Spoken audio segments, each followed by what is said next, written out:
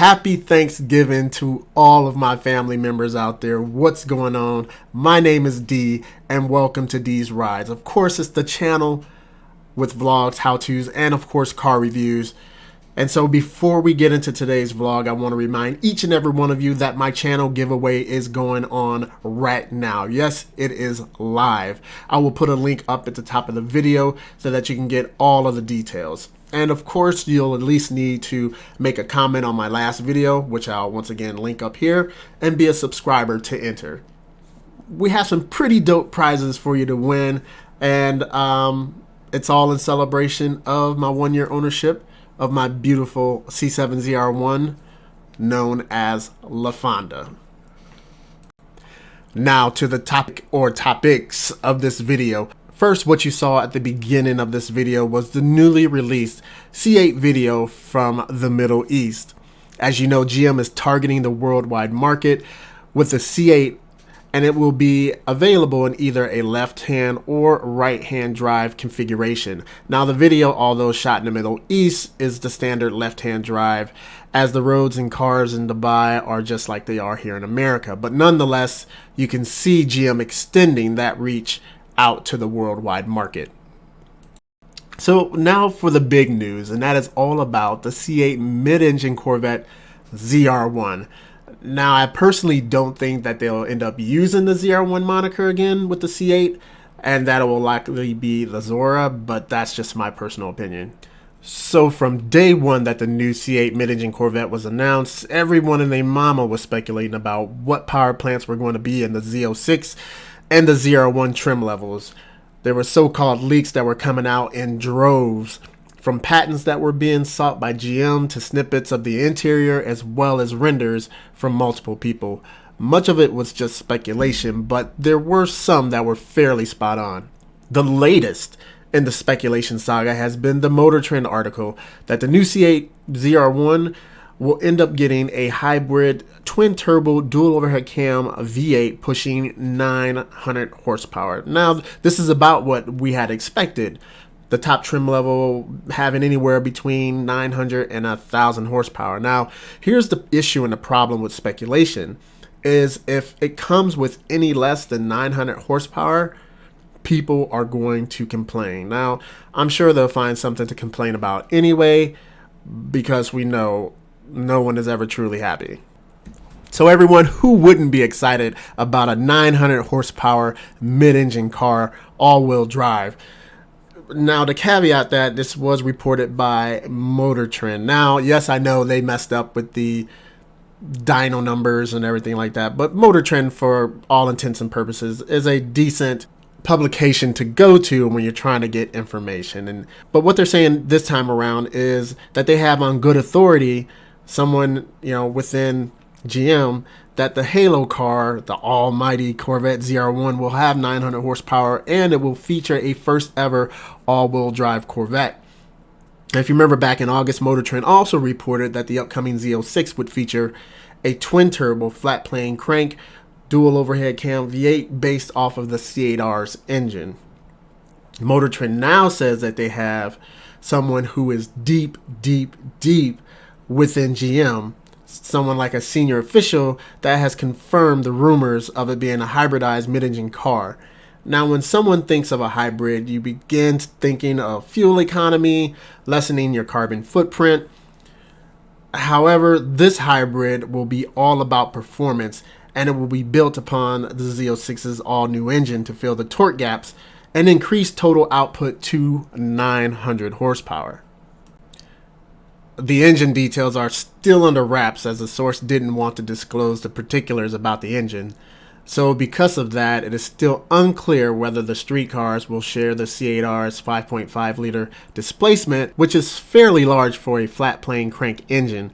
The result of that would be an engine that would likely vibrate too much for customers' liking.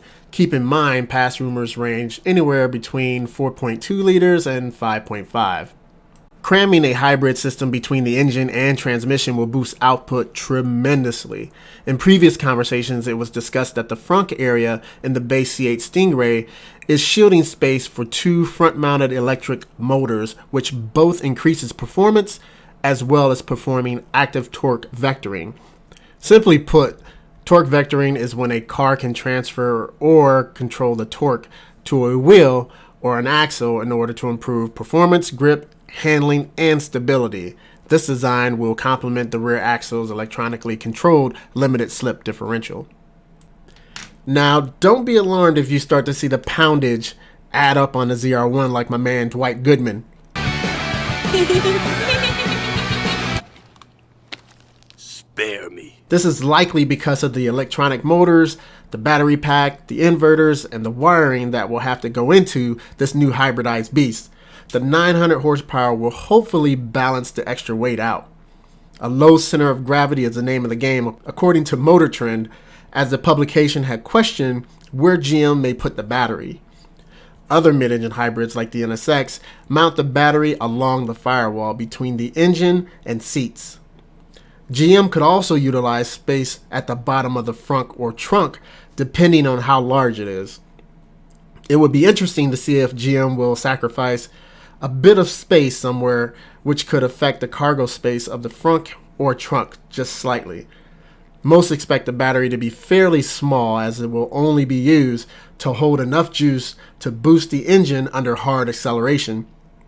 Now, MotorTrend's source within GM did correct MotorTrend's previous speculation that the Z06, the C8R, and the ZR1's dual overhead engine could share the same design and engineering with the Cadillac's 4.2 liter Blackwing V8. This was because MotorTrend had believed that even though GM and Cadillac's leadership was declaring the Blackwing was exclusive to Cadillac, that there would be some shared engineering resources to cut costs. And real quick, what I thought was really cool is that Cadillac actually put out a video of their Blackwing engine. So take a look at this.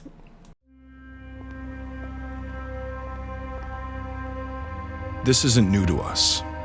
The first V-type water-cooled engine. We've been inventing V8 engines for over 100 years.